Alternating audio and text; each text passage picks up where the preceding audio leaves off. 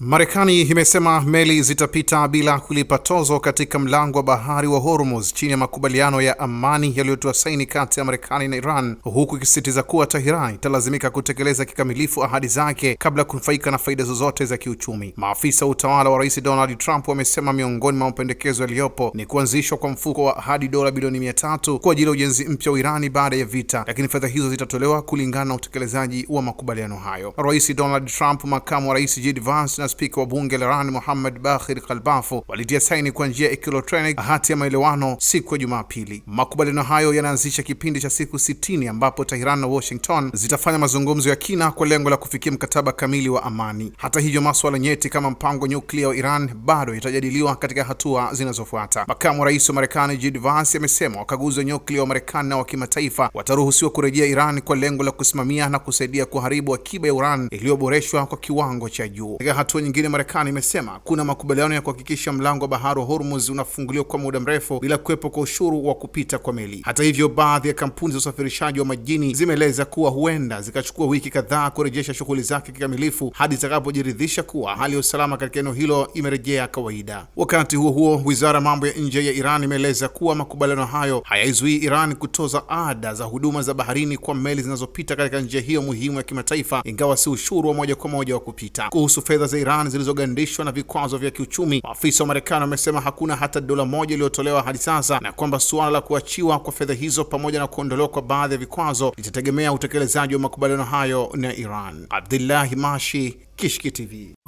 Kishki TV, nuru ya dini yako.